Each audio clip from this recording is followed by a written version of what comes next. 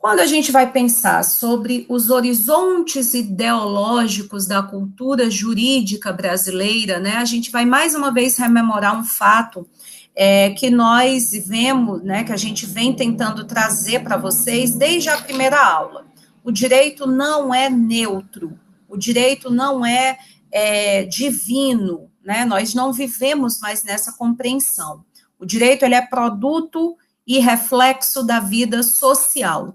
Então, obviamente, o direito que nós iremos construir, ele vai representar, ele vai criar representações e ele vai difundir o imaginário de acordo com os valores daquela cultura em que ele está inserido. Então, não existe um direito neutro, né? Naturalmente bom, naturalmente justo, mas existe o direito que é possível de ser construído dentro das condições históricas, sociais, políticas, econômicas, religiosas daquela sociedade.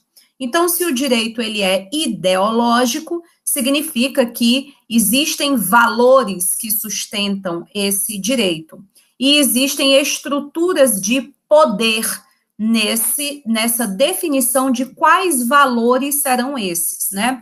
Vocês têm uma disciplina de hermenêutica jurídica na casa que eu me refiro, né, na Unileão, e nessa disciplina, muito provavelmente, vocês vão ter a oportunidade de ler um grande jurista pernambucano, João Maurício Adeodato, e ele vai falar basicamente sobre essa questão, né, de como nós devemos interpretar a norma a partir do seu viés ideológico. Então, não esqueçam, quando a gente está tratando sobre esse aspecto ideológico do direito, nós estamos tratando de poder, né, gente? Porque significa dizer que, numa sociedade extremamente multifacetada, multidimensional, os valores, eles são variáveis, eles são diferentes, a depender da classe social em que se está inserido, né, a depender dos valores religiosos em que se está inserido, nós vamos ter ali mudanças de perspectivas. Agora, quando nós vamos transformar em regra geral, quais são as regras gerais, é isso que o direito nos traz, independentemente dos interesses particulares, se sobrepõem ali regras gerais que têm que ser válidas para todos, somente aquelas estruturas que têm mais poder conseguirão fazer prevalecer a sua vontade sobre a dos demais. Então, a estrutura do direito é uma estrutura toda pautada em poder, né? Para dar um exemplo concreto, nós tínhamos um Código Florestal em 1965 profundamente ambientalista, protetivo, que garantia uma série de restrições à possibilidade de exploração de florestas no Brasil, em especial da floresta amazônica. Porém, em 2012, nós revogamos esse código e temos um novo código em vigência desde então, que tem um caráter muito mais flexível, muito menos rígido no que diz respeito à cobrança, né, por proteção a essas florestas, né? Então, enquanto o Código de 65 estava em vigência, 70% da floresta, obrigatoriamente, né, da floresta amazônica, precisava ser mantida, conservada, preservada, o atual código diminui esse percentual de proteção para 50%. Se no código anterior nós tínhamos ali a preocupação em que as multas fossem cumpridas, fossem pagas, né, na ocorrência de ilícitos ambientais, o novo Código Florestal de 2012 anistiou o pagamento dessas multas. Quem cometeu crimes ambientais, ilícitos ambientais, até 22 de julho de 2008, essas dívidas deixariam de existir, essas multas não seriam mais cobradas. Então, para dar alguns exemplos, só para demonstrar para vocês o quão essa proteção ambiental ela foi mitigada, ela foi diminuída. E quando a gente historicamente vai avaliar essa situação, nós percebemos que se trata do fato de que o debate para a reforma desse código, para a revogação do código anterior, se dá a partir de duas bancadas da Câmara, que estão presentes na Câmara e no Senado. A bancada ruralista, que representa os grandes grupos, né, de agropecuários do país, e a bancada ambientalista, que tem muito menor poder econômico, que tem muito menor poder dentro da estrutura da sociedade. Qual código venceu ao final? Qual visão de proteção ambiental venceu afinal? A daqueles que detêm, de fato, poder econômico, a daqueles que são detentores do capital, né? Que conseguem, inclusive, eleger representantes para defender seus interesses no espaço dessas casas legislativas. Então, isso se dá em qualquer outro âmbito. Eu estou dando aqui o exemplo do Código Florestal, mas poderia ser qualquer outro código. Então, o direito é ideológico, o direito é poder. Então, quando a gente vai tentar compreender os horizontes ideológicos da cultura jurídica brasileira, nós estamos tentando compreender que poderes, né? Como que essa disputa entre os poderes, e aí vocês sabem que claro que vocês ainda, pelo menos imagino que a maioria ainda não deva ter tido a oportunidade de leitura, né, do grande referencial teórico para quando se trata sobre poder, né, um referencial europeu, que é quase como que uma leitura obrigatória para quem se dedica ao tema, que é o Michel Foucault, uma leitura de complexidade, de profundidade maior, não recomendo para estudante de primeiro semestre, a não ser que de repente já tenha alguma outra graduação, mas nós sabemos que esses poderes são os mais variados e estão nos mais variados nichos, né? Então, nós temos poder religioso, poder econômico, poder político, e essa são valores que estão ali se degladiando o tempo inteiro para que tenha, então, a oportunidade que em algum momento se prevalece o interesse de um grupo, de uma classe, etc., e isso acaba prevalecendo sobre a maioria. Então, nós estamos aqui tentando dissertar, né, conversar, compreender como que esse horizonte ideológico, como que esses poderes, né, foram sendo construídos e influenciando a formação do direito brasileiro. Então, gente, uma primeira coisa que a gente não pode deixar de observar, todos esses trechinhos aqui são retirados do capítulo que vocês vão ler do livro do Volckmann, por isso que não precisa anotar nem nada disso, né? Porque é só para que a gente exemplifique, né, algumas das principais questões que nós temos para refletir quando tratamos desse assunto, é o fato de que nós tivemos um longo período de colonização portuguesa, né, de 1500 a 1822, e a gente acabou se transformando em uma cultura jurídica muito peculiar, muito singular, porque é profundamente contraditória, por aquelas razões que a gente conversou na semana passada, né? É um liberalismo, ao mesmo tempo em que abraçamos os ideais do liberalismo iluminista, nós também mantivemos o conservadorismo das práticas burocrático-patrimonialistas que interessavam a nossa elite. Então, é uma cultura jurídica que nasce sem autenticidade, né, carente de valores próprios, que nasce profundamente influenciada por interesses alienígenas e que é dotada por essa contradição de abarcar, dentro do mesmo ordenamento, valores diametralmente opostos, né? O progresso da razão, do iluminismo, do liberalismo, desse capitalismo vigente, ao mesmo tempo em que se convive com práticas de cunho profundamente feudal, né? Um feudalismo, inclusive, não consolidado, de costumes e de práticas burocráticas patrimonialistas que visam realmente o interesse dessas elites locais, né, que nós já sabemos que foram formadas lá na Europa, especialmente na Universidade de Coimbra. Então, gente, diante disso, né, a gente já percebe que os historiadores, eles nunca vão falar sobre gênese, nascimento, o berço, né, porque isso são apenas metáforas para que a gente possa entender, então, que ali existe uma possibilidade de origem da discussão. Né? É impossível dizer quando nasceu um pensamento, quando, com a Revolução Francesa, aí aconteceu isso. Não é assim que a vida acontece, né? A história é dinâmica, é cotidiana, é construída em cada detalhe da vida que está acontecendo em todo momento. Então, essas datas e esses momentos históricos, a gente tem ali como marcos apenas para facilitar a nossa compreensão. E aí um marco importante para que a gente compreenda essa nossa cultura jurídica é a Constituição de 1824, né? Porque nós não éramos um Estado nacional, nós éramos uma continuidade do Império de Portugal. Então não há que se falar em uma cultura jurídica brasileira até 1822, porque não existe Brasil enquanto Estado independente.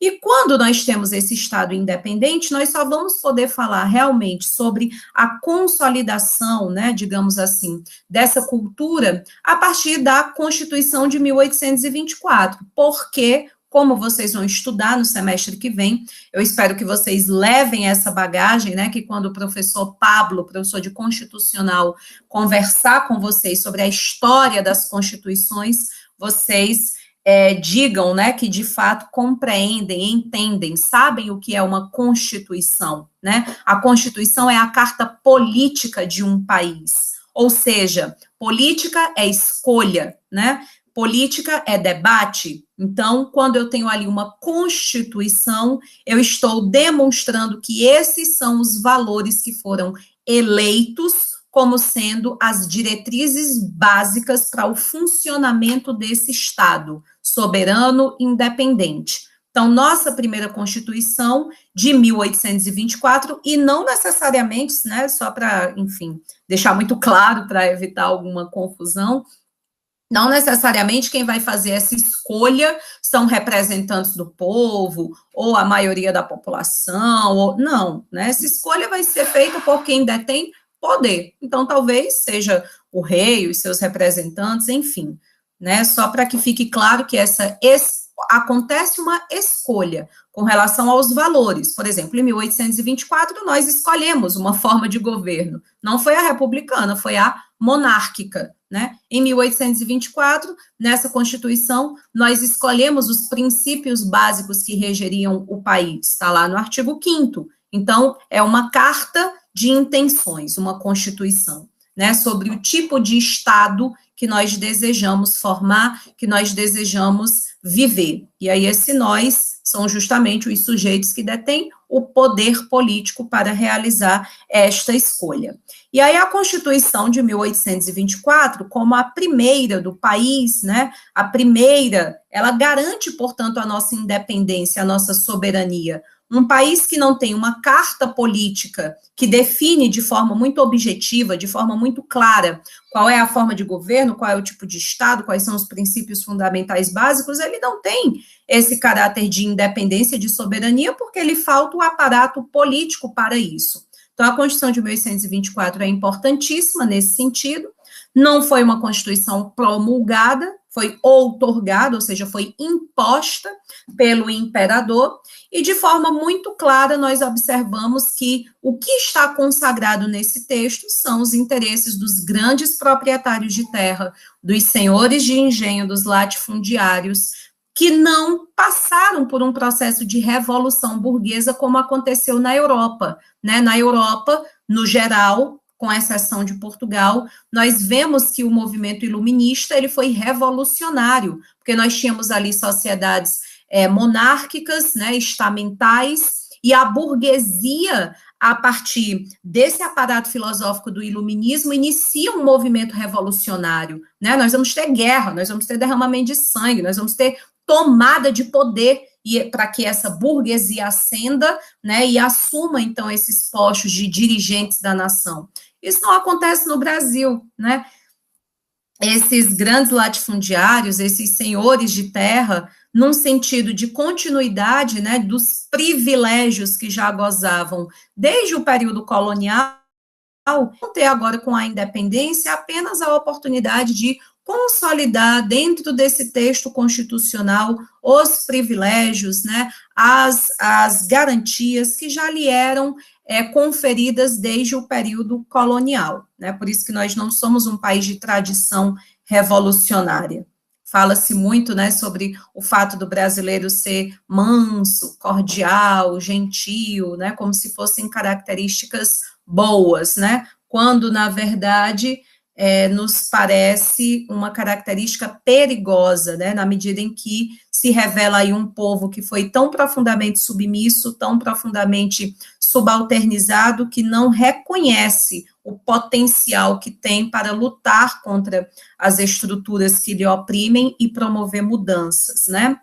Então, esse texto imperial, ele foi incapaz de impulsionar ideias revolucionárias. Então, a gente garante ali um liberalismo, gente, mas é um liberalismo fake news, né? Me permitam a brincadeira. É um liberalismo de fachada, é um liberalismo de mentirinha. Por quê? Porque na realidade, aqueles princípios, eles estão ali consagrados e, de fato, eles têm base iluminista. Eu deixei essa sugestão semana passada e deixo novamente essa semana de que leiam, né, procure papai Google e coloque Constituição de 1824, dê uma lida no artigo 5º, compare com o artigo 5º da Constituição de 88, veja como os valores são profundamente liberais. Agora, é um liberalismo para inglês ver, né? É um liberalismo de fachada, porque não se tem, de fato, a preocupação com a promoção da cidadania, de direitos fundamentais. É claro que nem se pode falar em cidadania, quando uma maioria da população é analfabeta e escrava.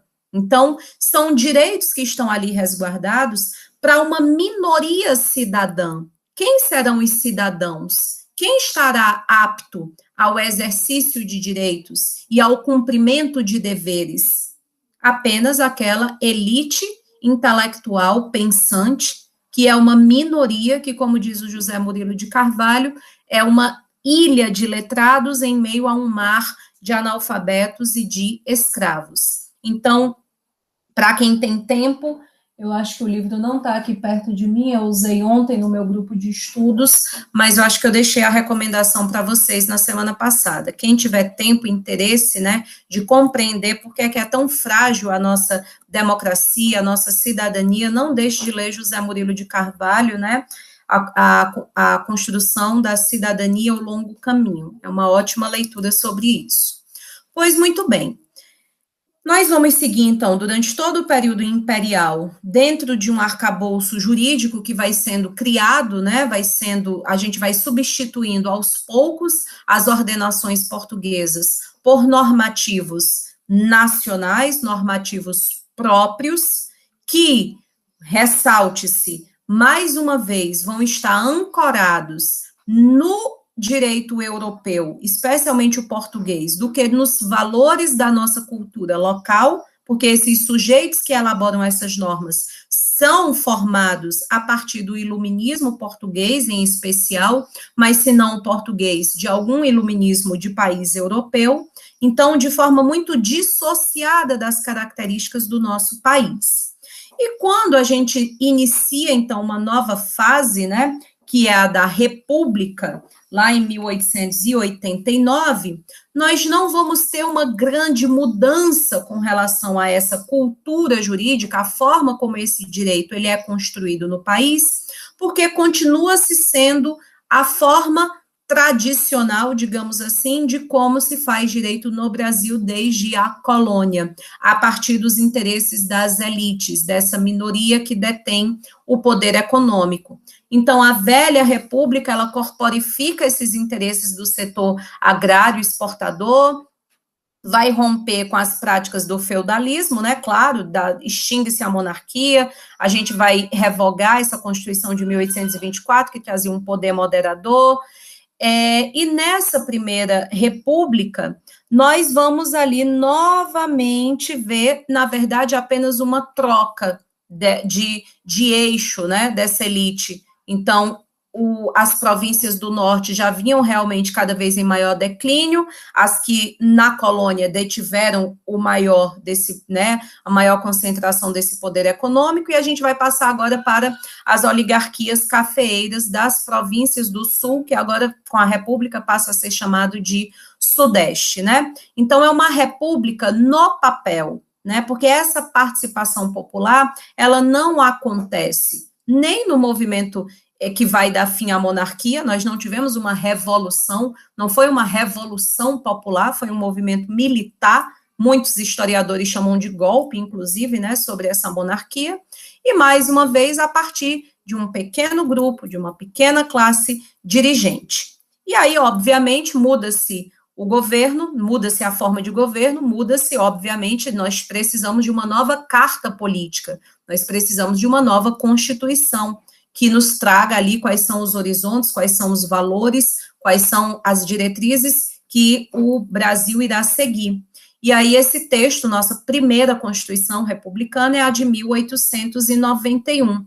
Nós temos ali consagrados, né, pela primeira vez, obviamente isso não seria possível num governo monárquico, a ideia de democracia, e de forma muito retórica, ou seja, apenas no discurso, né? É um discurso constitucional, é um discurso de democracia. Mas todos vocês que estudaram muito bem história no ensino médio sabem que essa participação era extremamente reduzida, né? Vamos lembrar de todas aquelas questões dos currais eleitorais, do voto de cabresto, dos índices alarmantes de analfabetismo sobre o qual o Brasil vivia nesse período. Portanto, as duas constituições que foram elaboradas no século XIX, tanto a Constituição Imperial quanto a Constituição Republicana, ou seja, tanto o texto de 1824 quanto o texto de 1891, elas são profundamente imbuídas dessa profunda separação entre a participação popular e a oportunidade de construção de um Estado nacional, né? Nós deixamos de lado as massas populares, o povo participa desse processo como um verdadeiro fantoche, sem, de fato, exercer uma participação. Então, nós temos uma profunda ferida, uma profunda mácula na construção da cidadania no Brasil. Então, não é à toa, né, esses discursos todos que culpabilizam a vítima, digamos assim, eles são, na verdade, carentes de uma perspectiva histórica. Ah, o brasileiro não gosta de se preocupar mesmo. Ah, o brasileiro não gosta de política. Ó, tá vendo como o povo não tá nem aí? Teve um plebiscito, teve uma audiência pública. Cadê que a comunidade foi lá participar? Então, vamos entender que nós somos filhos, né, de um processo de construção de um direito que foi profundamente castrador da participação popular, né? Então, é uma população formada para a submissão, né? Culturalmente construída para a subalternidade. Então, não à toa a dificuldade que nós temos de fato, garantir a cidadania de forma ampla no Brasil.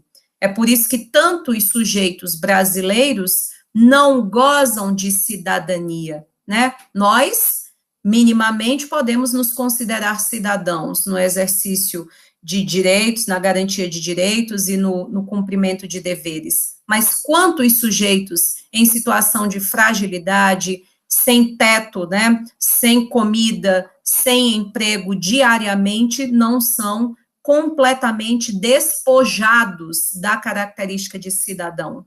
Ainda mais dentro de um sistema, que é o que nós estamos inseridos, que é o capitalismo, em que os sujeitos valem muito mais por aquilo que têm do que por aquilo que são.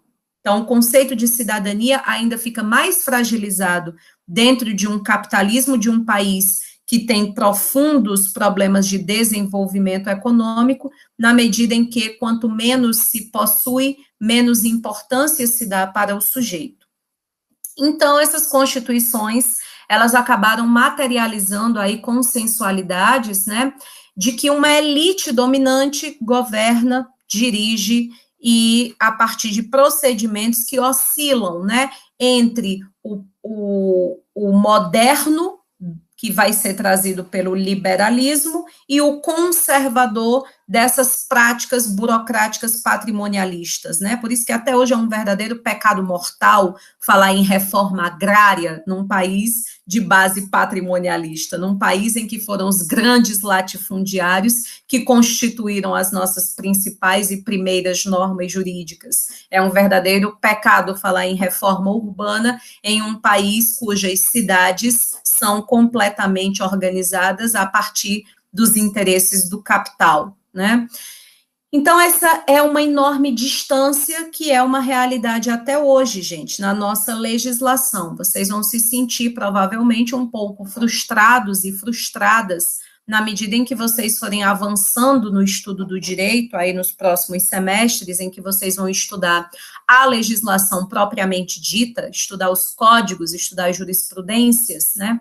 E vocês vão dizer assim, meu Deus do céu, não parece o país que eu vivo, né? Esse país aqui que me garante, logo no início do texto, né, constitucional, nós temos os objetivos da política da República Federativa do Brasil. Quais são os objetivos da República Federativa do Brasil? Erradicar a pobreza e a marginalização, diminuir as desigualdades sociais e regionais, garantir a igualdade de raça, de cor, de sexo, garantir o desenvolvimento nacional. Você diz assim, é nesse país que eu vivo? Será?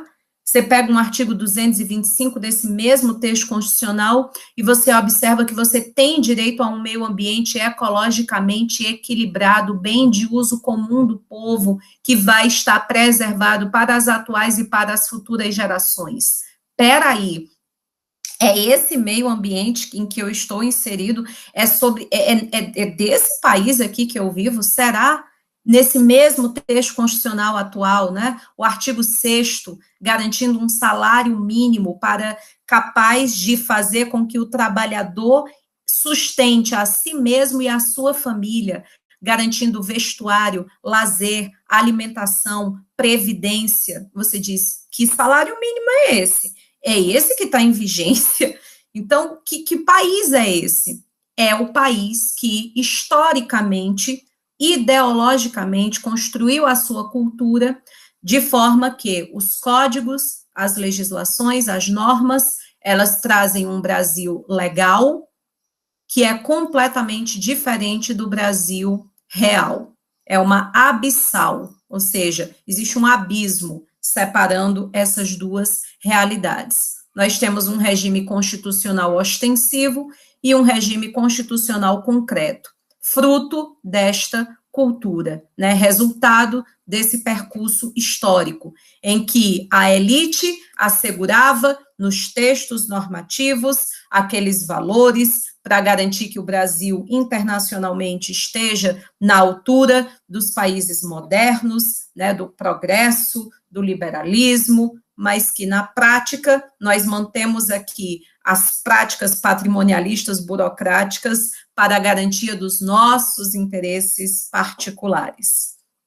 Então, esse constitucionalismo, né, que nós temos aí inúmeras constituições, né, 1891, 1934, 1937, 1946, 1967, enfim, até chegarmos à atual. Só essa imensa quantidade de constituições, gente, já demonstra, né, a bagunça que é a nossa estrutura política, o quão a gente vive de joguetes, né, de interesses das elites, a cada nova elite que consegue se sobressair a outra, os interesses daquela vão ali se transformar em um texto constitucional. Quanto mais sólida a cultura jurídica de um país, menos a necessidade de alteração de normas, né? Se a gente altera constantemente o documento principal, a partir do qual todos os demais serão construídos, é porque nós não temos, de fato, uma cultura jurídica consolidada, né? É como se estivéssemos ali como joguetes nas mãos